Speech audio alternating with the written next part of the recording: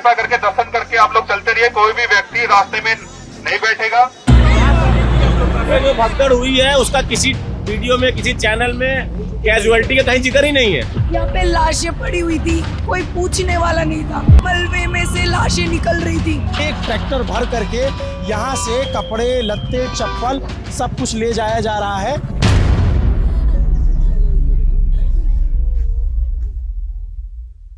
क्या मौनी अमावस्या के दिन महाकुंभ में एक नहीं दो जगह भगदड़ मची थी? क्या मेला प्रशासन इतनी बड़ी घटना के बाद भी लीपापोती में लगा है? क्या मुख्यमंत्री और प्रधानमंत्री समेत पूरे देश के सामने इतने बड़े धार्मिक आयोजन को लेकर अधूरी या झूठी जानकारी दी गई है? लल्लन टॉप को महाकुंभ में जो सच दिखा, उससे सवालों का एक अंबार खड़ा हो रहा है। आज इसकी एक एक परत खोलकर सामने रखेंगे। सिर्फ और सिर्फ इसी पर आज विस्तार से बात करेंगे। नमस्कार, सौरभ द्विवेदी नाम है हमारा और आप देखना शुरू कर चुके हैं लल्लन टॉप शो।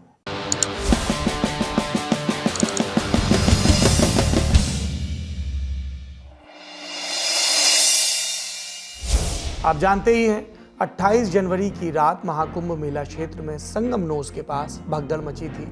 सरकार का दावा है कि कम से कम 30 लोग मारे गए हैं और 80 से 90 घायल बताए जा रहे हैं। ये सरकारी आंकड़ा है। भगदड़ के अगले दिन यानी 29 जनवरी की रात करीब 9 बजे की बात है। मेले में मौजूद लल्लन टॉप के रिपोर्टर अभिनव पांडे और मोहन कनौजिया को एक इनपुट मिला कि संगम नोस से करीब 2 किलोमीटर दूर झूसी नाम के इलाके के पास भी कुछ हुआ है। साथ ही वीडियो जिसमें झूसी में बने हल्दीराम के एक स्टोर में कई लोग शरण लिए दिख रहे थे। एक इनपुट और एक वीडियो के आधार पर जगह खोजते खोजते अभिनव और मोहन ठीक हल्दीराम के स्टोर के पास पहुंचे। देखा कि ट्रैक्टर ट्रॉलियों में लाद कर गट्ठर के गट्ठर कपड़े, जूते, चप्पल, बैग और तमाम सामान झूसी के एक इलाके से हटाया जा रहा है। जब ये खोजा गया कि ट्रैक्टर कहां से आ रहा है तो हैरान रह गए। आपको बताते हैं कहां से आ रहा था, पर पहले बात यह कि नजर के सामने क्या था। झूसी में मेला क्षेत्र में जमीन पर हजारों जोड़ी कपड़े, लत्ते, जूते, चप्पल समेत श्रद्धालुओं के सामान बिखरे पड़े थे। एक ट्रॉली में भरकर सामान वहां से हटाया जा चुका था। पीछे और भी कई ट्रॉलियों में सामान भरा जा रहा था। किसी का खाना गिरा था तो किसी का सिंदूरदान, किसी के डब्बे में भरा गंगा जल तो कहीं छोटे बच्चे के जूते चप्पल। असल में जब संगम नोस में भगदड़ की खबर सामने आई, उसके बाद यहाँ भी एक भगदड़ हुई थी। जी, महाकुंभ में एक नहीं दो जगह भगदड़ हुई थी। संगम नोस की खबर तो सामने आई, लेकिन प्रशासन झूसी में भगदड़ की खबर दबा ले गया। संगम नोस पर रात 1 से 2 बजे के करीब भगदड़ हुई, जबकि झूसी की घटना सुबह 5-6 बजे की बताई जा रही है। झूसी की भगदड़ में क्या कोई हताहत हुआ, कितने घायल हुए, इसे लेकर आधिकारिक जानकारी अभी तक सामने नहीं आई है। हालांकि हमने उत्तर प्रदेश सरकार और प्रशासन से जानकारी मांगी है। भगदड़ के दौरान मौजूद कई लोगों ने कई दावे किए, किसी ने घायलों का, किसी ने जान जाने का, लेकिन लल्लन टॉप हताहतों की संख्या को लेकर अभी कोई पुष्टि नहीं कर सकता। हम सरकार के दावों का, प्रतिक्रियाओं का इंतजार कर रहे हैं। लेकिन हालात क्या थे, आप खुद देखिए। मौनी अमावस्या के स्नान के दिन एक जगह नहीं दो जगह भगदड़ मची थी। प्रशासन इस बात को क्यों नहीं बता रहा, ये सवाल है। और सवाल इसलिए है क्योंकि बताए भले नहीं, लेकिन तस्वीरें कहाँ जाएंगी। ये आप देखेंगे, एक ट्रैक्टर भर करके यहाँ से कपड़े, लत्ते, चप्पल सब कुछ ले जाया जा रहा है। ये अगले दिन की तस्वीर है जब मैं ये वीडियो रिकॉर्ड कर रहा हूँ। तो रात के 11:42 हो रहे हैं, 29 जनवरी की रात है। और आप देखेंगे एक ट्रैक्टर अभी कपड़े लेकर के गया है। मोहन को मैं बोलूँगा कि मोहन आप थोड़ा इधर आए, तो फिर मैं दिखाऊंगा कि यहाँ पे किस तरीके से अभी भी उस भगदड़ के निशान बाकी हैं। उस भगदड़ की जो गवाहियाँ हैं, जो निशानियाँ हैं, वो अभी भी पड़ी हुई हैं इसी जगह पे। मैं मोहन से कहूँगा कि मोहन थोड़ा उसको पार करके इधर आए। इधर भी आप देखेंगे गाड़ियाँ निकल रही हैं। और इसके बाद मुझे कुछ कहने की ज़रूरत नहीं पड़ेगी। अगर आप इस तस्वीर को देख लेंगे तो आपको समझ जाएंगे, सिर्फ संगम पे भगदड़ नहीं मची थी।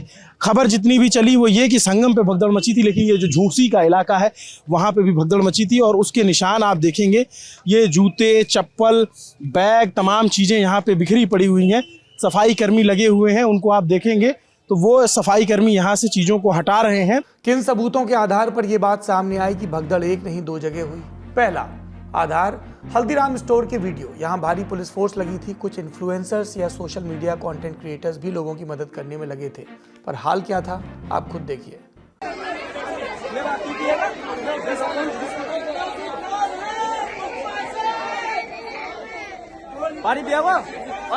दूसरा आधार, आपने वीडियो देखे, हालात किस कदर बिगड़े हैं ये समझने के लिए सुनिए पुलिसकर्मी को जो इस जगह ड्यूटी दे रही थी। सीनियर अधिकारियों को संबोधित कर बनाए वीडियो में वो गुहार लगा रही हैं कि जल्द से जल्द ज्यादा पुलिसकर्मियों को यहाँ भेजा जाए क्योंकि स्थिति बिगड़ रही है। सर, आपसे हम्बल रिक्वेस्ट है, यहाँ पे बहुत ज्यादा भीड़ हो चुका है। थाने में अपनी पोस्ट लगाई है, बट उनको भी अब मतलब कि भीड़ से बचा पाना बहुत मुश्किल है। मैम के सपोर्ट से, हम लोग के सपोर्ट से सब बच्चों को यहाँ एकत्रित किया गया, लेकिन भीड़ बहुत ज्यादा है। कुछ चीजें हम आपको वीडियो पे नहीं बता सकते। आप जल्दी से जल्दी हाथ जोड़ के विनम्र निवेदन आप फोर्स भेजिए सर, कंडीशन बहुत बिगड़ती जा रही है, प्लीज सर आप फोर्स भेजिए। तीसरा आधार ये वीडियो। प्रशासन ने भी तमाम लोगों ने सिर्फ यही कहा संगम की तरफ भगदड़ में। यहाँ पे जब बची वो तब कहाँ थे? यहाँ पे कोई इंसान नहीं था, यहाँ पे कोई हेल्प के लिए नहीं था। 4 घंटे हम अकेले हेल्प कर रहे थे खुद का। ये हमारी रिस्पॉन्सिबिलिटी नहीं थी कि लोग यहाँ पे पानी के लिए मर रहे हैं, हम लोग उनको पानी दे रहे हैं। यहाँ पे 6 लोग मरे हैं मेरे दुकान में, उसकी रिस्पॉन्सिबिलिटी कौन ले रहा है? और वो उनके खुद के रिलेटिव्स नहीं थे उनके साथ। और पुलिस वाले क्या बोल रहे हैं, ओ इतने लोग मर गए, oh and they are just counting. हमारे लॉस का क्या? हमारा दुकान टूटा उसका क्या? यहाँ पे जो भगदड़ हुई है उसका किसी वीडियो में, किसी चैनल में कैजुअलिटी का कहीं जिक्र ही नहीं है। मैं यही तो आश्चर्यजनक हूँ। मुझे सब लोग को ये पता था संगम पे हुआ। मैं रात में इधर जब घूमते हुए आया पता करते हुए तो पता चला मुझे, यहाँ प्रत्यक्षदर्शियों ने बताया। 4 डेड बॉडी अंदर थी, 4 डेड बॉडी जो लेके गए हैं। यहाँ पे जो लोग बता रहे कम से कम 24 कैजुअलिटी यहाँ पे हुई है भगदड़ की, और आमने सामने की हुई है। यहाँ व्यवस्था नहीं थी कि उधर रहे, इधर किधर रहे, आना जाना दोनों व्यवस्था यहाँ पर करी गई थी। जब झूसी में भगदड़ मची तो इतना पैनिक फैल गया कि लोग कारों पर चढ़ गए, कार पिचक गई। पुलिस का छोटा सा बूथ बना था वो भी टूट गया। भगदड़ के समय तान्या मित्तल नाम की इन्फ्लुएंसर भी यहाँ मौजूद थी, जिनको आप वीडियो में देख सकते हैं। पुलिस और वॉलंटियर्स के साथ मिलकर तान्या और उनकी टीम भी लोगों को सुरक्षित स्थान तक पहुंचाने और भीड़ को व्यवस्थित करने में लगी थी। उन्होंने बताया झूसी में हुआ क्या था। मेरे सामने पहले एक लेडी दम घुट के वहीं मर गई, मतलब वहाँ लेट गई और उसके मुंह पे किसी ने पैर मारा और उसका दांत टूट गए। अरे धक्का मत दो। जो लोग मर गए, जिन लाशों के भी, उनके भी फोन उठा के उनसे हॉटस्पॉट ट्राई किया, शायद कुछ हो जाए। फिर जैसे ही नेटवर्क मिला तो मैंने डीआईजी मेला जो थे उनको कॉल किया। मैंने कहा सर ये सिचुएशन है, कुछ आप करो जल्दी से। कोई रिस्पॉन्स नहीं। जो पुलिस मुझे यहाँ के लोकल प्रशासन में दी थी अपना, वो मुझे छोड़ के भाग गया वहाँ से अपनी जान बचाने। मेरे बच्चे नहीं होते आज तो मैं नहीं बचती अपना, I would have been dead। Jhusi की ये भगदड़ जिसके बारे में प्रशासन बात तक नहीं कर रहा अब तक, वहाँ हालात कितने खराब थे ये कुछ और लोगों ने भी हमें बताया कि कैसे लोगों के पास जो गंगा जल था वो लेकर कुछ वॉलंटियर्स और पुलिसकर्मी छिड़क रहे थे ताकि जिनका दम घुट रहा है, जो बेसुध हो रहे हैं, उन्हें कुछ पानी मिले, कुछ राहत मिले और होश बना रहे। लेकिन जब सामने हजारों की भीड़ हो तो किस तक पहुंचा जा सकता था। अब संगम नोज वाली भगदड़ के लिए तो प्रशासन ने बता दिया कि लोग यहीं पर स्नान करने के लिए आमादा थे, इसीलिए कुछ लोगों ने बैरिकेडिंग तोड़ दी और भीड़ अनियंत्रित हो गई। हालांकि अपुष्ट खबरें ये भी आ रही हैं कि वीआईपी घाट की तरफ लोग ना पहुंचे, इसलिए रश बढ़ा। लेकिन इसमें भी अभी इन्वेस्टिगेशन की जरूरत है। पर प्रशासन जरा ये बताए कि झूसी में इतनी भीड़ कैसे जुटी, यहाँ भगदड़ क्यों मची। जवाब ये है कि कारण बताना तो दूर, प्रशासन अब तक ये भी नहीं बता पाया कि यहाँ भगदड़ हुई थी। हालांकि हुआ क्या था, प्रत्यक्षदर्शियों ने ललन टॉप के कैमरे पर बताया। क्या हुआ, इतनी भीड़ हो गई, प्रशासन हाथ खड़ा कर दिया। लोग एक दूसरे पर चढ़ते भय, कूदते भय, फांदते भय गए। वे खड़े हुए थे और लोग उधर से आ रहे थे। हुआ क्या कि लोग जा रहे हैं तो वहाँ पे लोग ये चल रहे कि बस हम बच जाएं, बस जान बच जाए, तो सामान वगैरह सारा कुछ छोड़ के जा रहे। तो उसी से टकरा के लोग गिर रहे थे। हम लोग उठा रहे हैं, गिर रहे हैं, लोग कितने कुचल भी गए। यहाँ पे जो घटना हुई है वो 5:55 के बाद की घटना है। इसके पहले और जगहों पे हुई कि इधर से जो भीड़ आई है पूरी, क्योंकि भीड़ जो झूसी उधर उस साइड के नीचे की पुल थी, उधर से भी पूरा इतना जाम था कि पास में लोग सरसों गिरा दीजिए, नीचे पहुंचने की जगह नहीं थी। यहाँ तब तक सब एकदम सही चल रहा था। दिक्कत सिर्फ ये हुई कि इधर से भी भीड़ आई, इधर से भी और सामने से भी। जब चारों तरफ से आ गई तो उस जगह पे प्रशासन का काम जो था वो कहीं ना कहीं देखिए, तो ये जो पुलिस चौकी बनी हुई थी वो जनता ने ही जो है उखाड़ी, उसमें कई सारे लोग जो है बेचारे फंसे पड़े थे, तो बूथ को तोड़ दिया गया। जब ललन टॉप ने इस दूसरी भगदड़ और इस पर प्रशासन की चुप्पी उजागर की, तब कहीं जाकर जिम्मेदारों की तरफ से कुछ प्रतिक्रियाएं आई।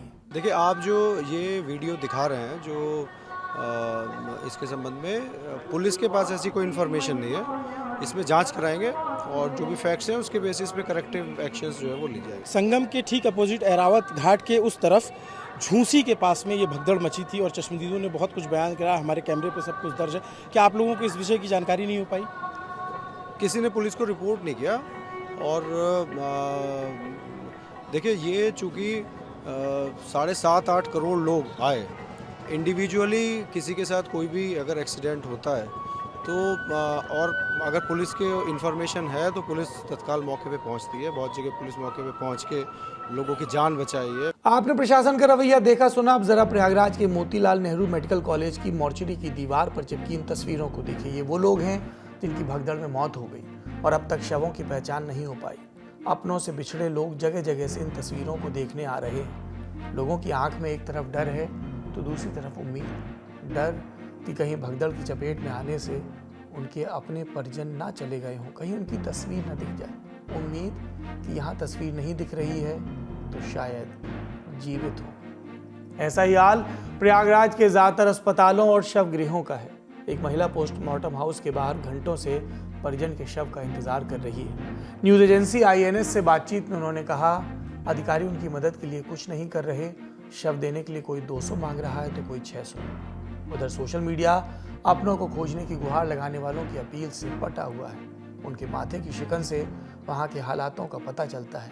किसी की मां खोई तो किसी का बेटा। स्वतंत्र पत्रकार सुमित कुमार से बातचीत में परिजनों ने क्या बताया, सुनिए। तो हम गया तो वहाँ लाशें बहुत पड़ी थी, लेकिन हमारा कुछ नहीं मिल रहा। तो हॉस्पिटल में आपने पता किया? हाँ सर, पता किया, नया पाया में कराया। बोले कि यहाँ लाश नहीं आई, आप स्वरूप रानी चले जाइए या मरचुली देख लीजिए। मैं साहब बहुत परेशान हो रहा हूँ, मुझे मालूम नहीं है।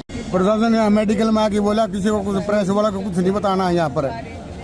बताएं भी नहीं, जो पता नहीं दे रहे हमारा बंदा कहाँ है। पीड़ाओं का अंत यहाँ हुआ नहीं है। कुछ लोग थे जिनको अप्रिय घटना का अंदेशा था, लेकिन समय रहते निकल नहीं सके।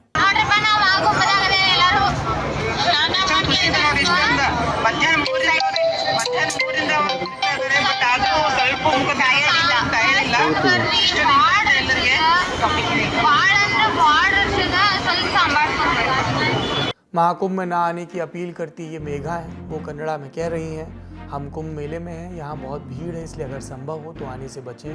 हालांकि अगर आप आते हैं तो कृपया सावधान रहें और एक दूसरे का हाथ थामे रहें। उन्होंने भगदड़ से एक दिन पहले यानी 28 जनवरी को अपने सोशल मीडिया पर यह वीडियो शेयर किया। वो अपनी मां के साथ प्रयागराज आई थी। उन्हें क्या पता था ये उनकी ज़िंदगी का आखिरी वीडियो होगा। महाकुंभ में हुई भगदड़ में मेघा और उनकी मां गंभीर रूप से घायल हुई। फिर एक निजी अस्पताल में उन्हें भर्ती कराया गया, लेकिन उनकी जान चली गई और पीछे रह गया काश कि भीड़ इस तरह से बेकाबू नहीं होती। श्रद्धालु निर्देशों का पालन करते और प्रशासन श्रद्धालुओं के लिए बेहतर व्यवस्था करता। इन घटनाओं का, खास तौर पर संगम नोज वाली भगदड़ के दौरान की स्थिति का और ये कितनी भयावह थी, इसका अंदाजा आप सैटेलाइट इमेजेस से भी लगा सकते हैं।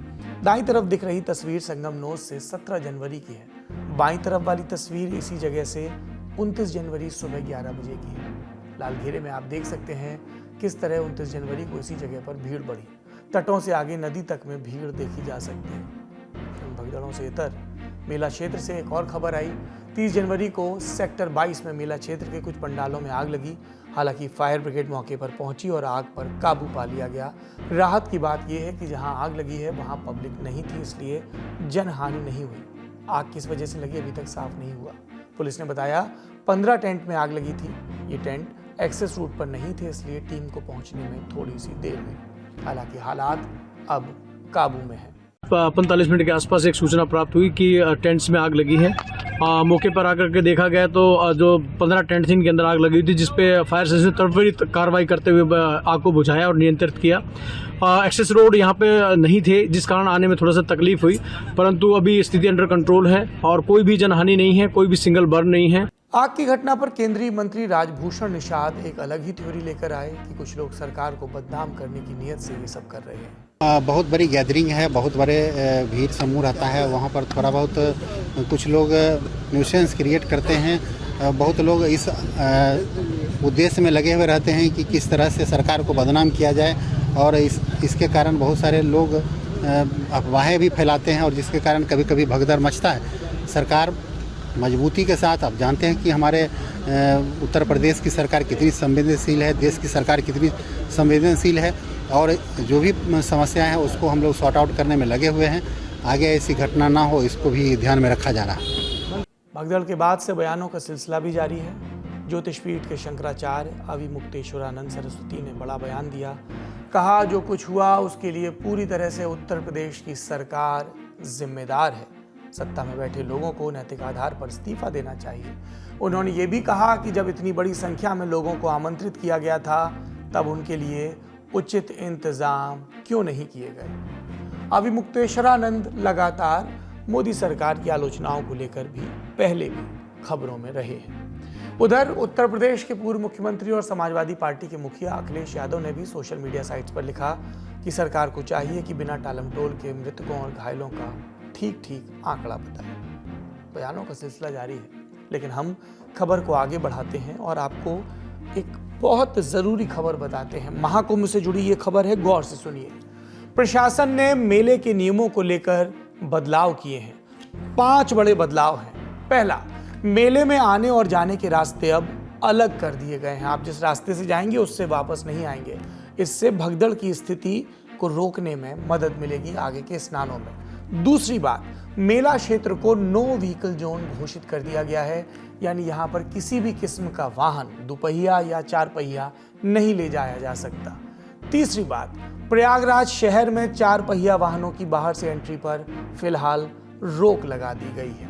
चौथी बात, सभी तरह के वीवीआईपी पासेस को रद्द कर दिया गया है। और 5वीं बात जो हमने आपको बताई श्रद्धालुओं के वन वे रास्ते के अलावा, वो ये कि ये नियम 4 फरवरी तक यानी अगले बड़े शाही स्नान तक लागू रहेंगे।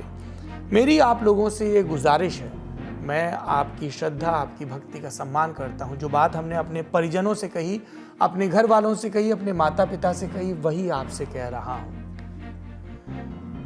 ये जीवन हमारे लिए सबसे ज़्यादा कीमती है। जब तक सांस लौट रही है तभी तक व्रत है, उपवास है, त्याग है, तपस्या है, तभी तक आस्था है और श्रद्धा है। इस समय प्रयागराज में बहुत ज़्यादा श्रद्धालु मौजूद हैं और पवित्र दिन, सब दिन पवित्र हैं, सब दिन ईश्वर के बनाए हुए हैं। मैं किसी धार्मिक अवहेलना में नहीं पड़ना चाहता, लेकिन आप कोशिश करें कि 4 फरवरी तक महाकुंभ में ना जाएं, वहां जाने से बचें।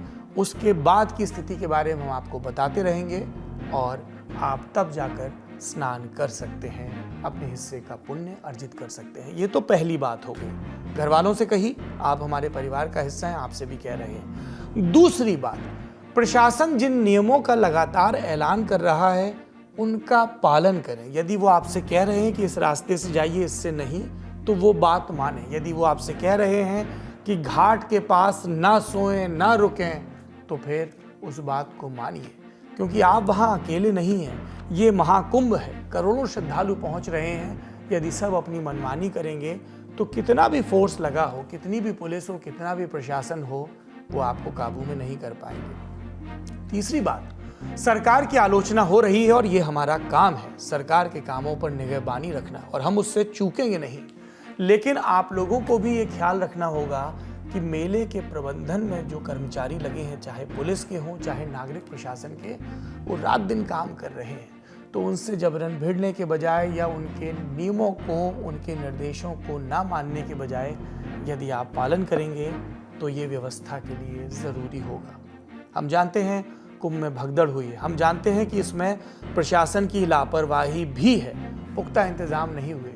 हालांकि हम ये भी जानते हैं कि कितने ही हज़ारों कर्मचारी हैं, कितने ही हज़ारों लोग हैं जो पिछले कई महीनों से रात दिन महाकुंभ सफल रहे, महाकुंभ निष्कंटक रहे, इसके लिए भी प्रयत्न कर रहे हैं। उनकी मेहनत को प्रणाम है, उससे कोई इनकार नहीं है। लेकिन जो हादसे हुए हैं उसकी जवाबदेही भी पूछी ही जाएगी, सरकार से और सरकार के नुमाइंदों से। राज्य सरकार ने इस दिशा में नए नियमों के अलावा कुछ और भी कदम उठाए हैं। मसलन 2019 में कुंभ में तैनात रहे 2 अफसरों आईएएस आशीष गोयल और आईएएस भानु गोस्वामी को तत्काल प्रयागराज भेजा है। इसके साथ ही 5 विशेष सचिव भी महाकुंभ के लिए तैनात किए गए हैं। इन दोनों अधिकारियों के बारे में संक्षेप में जान लीजिए। आईएएस आशीष गोयल 1995 बैच के यूपी पावर कॉर्पोरेशन के चेयरमैन, प्रयागराज कुंभ 2019 के दौरान मंडलायुक्त थे। 2007 मार्च से अप्रैल 2008 तक प्रयागराज के जिलाधिकारी भी रहे हैं। दूसरे अधिकारी हैं भानु गोस्वामी, 2009 बैच के आईएएस, मई 2017 से जून 2020 तक प्रयागराज विकास प्राधिकरण के वीसी और प्रयागराज जिले के जिलाधिकारी रहे हैं। सरकार ने प्रयागराज कुंभ, जो अर्ध कुंभ था, 2019 के दौरान जो तत्कालीन जिलाधिकारी सुहास एलवाई, उनको हटाकर गोस्वामी को जिलाधिकारी बनाया था। हम उम्मीद करते हैं हालिया हादसों के बाद महाकुंभ प्रशासन और योगी आदित्यनाथ सरकार और भी चौकसी बरतेगी ताकि इस तरह की दुखद घटनाओं की पुनरावृत्ति ना हो। जिम्मेदारों पर कार्रवाई होगी और किसी भी सूचना को जनता से छिपाया नहीं जाएगा। हम आप लोगों से भी गुजारिश करते हैं, किसी भी तरह की भगदड़ की स्थिति से बचें, प्रशासन के निर्देशों का पालन करें, क्योंकि आपकी जल्दबाजी किसी के लिए उसका आखिरी दिन बन सकती है। महाकुंभ से जुड़ी खबर यहीं तक। अब दिन की सुर्खियों का रुख करते हैं। पहली सुर्खी चुनाव से जुड़ी है। चंडीगढ़ के मेयर चुनाव में बीजेपी प्रत्याशी हरप्रीत कौर बबला की जीत हुई है। उन्हें 19 वोट मिले, जबकि आम आदमी पार्टी के मेयर उम्मीदवार प्रेमलता को 17। 3 पार्षदों ने कथित तौर पर क्रॉस वोटिंग की, जिसके बाद बीजेपी प्रत्याशी की जीत हुई। बता दें, चंडीगढ़ नगर निगम का कुल संख्या बल 35 है, जिनमें से आप और कांग्रेस गठबंधन के पास 19, इसमें आप के 13, कांग्रेस के 6 पार्षद, बीजेपी के पास 16 वोट। बहुमत का आंकड़ा 19 होने की वजह से बीजेपी क्रॉस वोटिंग या दल बदल पर निर्भर थी। मीडिया रिपोर्ट्स के मुताबिक आम आदमी पार्टी और कांग्रेस ने क्रॉस वोटिंग रोकने के लिए अपने पार्षदों को एक रिजॉर्ट में ठहराया था। इसके बावजूद ये हुआ। क्योंकि इस बार मतदान गुप्त प्रणाली के जरिए हुआ, तो पता नहीं चला कि किसको लालच आ गया। आपको याद होगा, यही चंडीगढ़ मेयर चुनाव है जो फरवरी 2024 में भी हुआ था, जिसमें धांधली का मामला सुप्रीम कोर्ट तक पहुंचा था और बाद में कोर्ट ने रिकाउंटिंग कराई थी। इसके आधार पर आम आदमी पार्टी के प्रत्याशी विजयी घोषित किए गए थे। इसी चुनाव में रिटर्निंग ऑफिसर थे अनिल मसीह, जो बैलेट से छेड़छाड़ करते हुए नजर आए थे। एक ऐसी तस्वीर जो स्वस्थ लोकतंत्र को शर्मिंदा करती दिख रही थी। अगली सुर्खी दिल्ली से। विधानसभा चुनाव के बीच यमुना के पानी को लेकर राजनीति चालू है। अरविंद केजरीवाल ने आरोप लगाया था कि हरियाणा से आ रहे पानी में जहर मिला है। इस पर चुनाव आयोग ने केजरीवाल को चिट्ठी लिखी और पूछा, यमुना के पानी में किस जगह जहर मिला है, सबूत दें। अमोनिया के बढ़ते लेवल के मुद्दे को जहर के आरोपों से मिलाए बिना 31 जनवरी सुबह 11 बजे तक जवाब दें, वरना कार्रवाई की जाएगी। इस पर केजरीवाल ने कहा, मुख्य चुनाव आयुक्त राजीव कुमार रिटायरमेंट के बाद की प्लानिंग कर रहे हैं, इसलिए इस तरह की बात कर रहे हैं। ईसीआई को मैं ये कहना चाहता हूं पूरे सम्मान के साथ, उनको दिल्ली के अंदर खुलेआम पैसे बट रहे हैं वो दिखाई नहीं दे रहा। उनको दिल्ली के अंदर रोज चादरें बट रही, अभी भी बट रही है, कल शाम को भी बटी चादरें, वो दिखाई नहीं देती। हमने बताया कि पैसे किसके घर में पड़े हैं, वो दिखाई नहीं देता। ईसीआई राजनीति कर रहा है। क्यों? क्योंकि राजीव कुमार को पोस्ट रिटायरमेंट 28 फरवरी को पोस्ट रिटायरमेंट उनको नौकरी चाहिए। मैं राजीव कुमार जी को कहना चाहता हूं, इतिहास उन्हें माफ नहीं करेगा। जितना कबाड़ा राजीव कुमार जी ने इलेक्शन कमीशन का किया है, मुझे लगता नहीं कि भारत के इतिहास में इलेक्शन कमीशन का इतना कभी कबाड़ा हुआ है। मुझे पता है ये 2 दिन के अंदर मुझे जेल में डालेंगे, डाल दे मुझे जेल के अंदर। जिस तरह की आज भाषा उन्होंने इलेक्शन कमीशन ने लिखी है, ये इलेक्शन कमीशन का काम नहीं है। दिल्ली से एक और अपडेट। मुख्यमंत्री आतिशी ने 30 जनवरी की शाम सोशल मीडिया साइट एक्स पर लिखा, दिल्ली पुलिस भगवंत मान जी के घर पर रेड करने पहुंच गई। भाजपा वाले दिन दहाड़े पैसे जूते चद्दर बांट रहे वो नहीं दिखता, बल्कि एक चुने हुए मुख्यमंत्री के निवास पर रेड करने पहुंच जाते हैं। बाहरी भाजपा दिल्ली वाले 5 तारीख को जवाब देंगे। इंडियन टुडे खबर के मुताबिक दिल्ली पुलिस ने ऐसी किसी भी रेड से इनकार किया है। उन्होंने कहा है कि दिल्ली की मुख्यमंत्री आतिशी सिंह तथ्यपूर्ण बात नहीं कर रही। दिल्ली पुलिस ने कहा कि रेड करने रिटर्निंग अफसर की टीम गई थी, दिल्ली पुलिस सिर्फ उनका सहयोग कर रही थी। आरोप कि ये रेड कथित तौर पर कैश बांटने के एक मामले से जुड़ी है। अगला अपडेट। शालीमार बाग में दिल्ली के गृह मंत्री अमित शाह ने रोड शो किया और ये बयान दिया। एक केजरीवाल चुनाव में हार को जान गए हैं और इसलिए इतनी हल्की और ओछी राजनीति कर रहे। केजरीवाल जी, यहां लाखों करोड़ों लोग रह रहे हैं, आप क्या कह रहे हो? भारतीय जनता पार्टी अपनी ही दिल्ली को जहर देगी? इतने छोटे मन से मत सोचिए केजरीवाल जी। आपने यमुना को प्रदूषित कर प्रदूषित पानी पीने के लिए दिल्ली को मजबूर किया है। दिल्ली चुनाव से जुड़े और भी बयान आए, आइए उनका रुख करते हैं। तो केजरीवाल जी 5 साल पहले यमुना जी का पानी पीने की बात कर रहे थे। आज किसी ने मुझे बताया कि प्रेस कॉन्फ्रेंस कर रहे हैं यमुना के पानी की बोतलों के साथ। खोखलापन है, एक के बाद एक झूठ बोलते हैं। जैसे मोदी जी झूठ बोलते हैं वैसे केजरीवाल जी झूठ बोलते हैं, कोई फर्क नहीं है। शायद एक ही बात है, शायद केजरीवाल जी मोदी जी से भी ज्यादा चालाक है। हो सकता है इस बार 70 की 70 सीटें भारतीय जनता पार्टी हार जाए। मैं कह सकता हूं कि दिल्ली में फिर बनेगी आपकी सरकार। सभी 70 सीटों पर होगी भाजपा की हार। ये हुई देश की खबरें। दुनिया की खबरें जानने के लिए देखिए हमारा अंतर्राष्ट्रीय खबरों का बुलेटिन दुनियादारी, जहां पर हमने आज बात की है भारत और बांग्लादेश के बीच सीमा को लेकर किस तरह की नई तुर्शी पनप रही है। आखिरी में एक कथन सुनिए जो हमको और आपको मानवीय सीमाओं का सम्मान करना सिखाता है और उसी वक्त ये याद भी दिलाता है कि लगातार ज्ञान अर्जित करके हम इन सीमाओं को चुनौती भी दे सकते हैं। क्या है ये कथन? अपनी बुद्धि पर बहुत ज़्यादा भरोसा करना मूर्खता है, बल्कि खुद को ये याद दिलाना अच्छा है कि सबसे मजबूत व्यक्ति भी कमज़ोर पड़ सकता है और सबसे बुद्धिमान व्यक्ति भी गलती कर सकता है। ये कथन महात्मा गांधी का है, जिनकी आज यानी 30 जनवरी को पुण्यतिथि है। महात्मा को नमन के साथ आज का शो यहीं समाप्त करते हैं। अपना और अपनों का ख्याल रखिए। महाकुंभ में जा रहे हैं, पूरी श्रद्धा के साथ जाइए, लेकिन सरकार और प्रशासन के निर्देशों को मानते हुए और अपनी जान माल की हिफाजत करते हुए। शुक्रिया, शुभ रात्रि।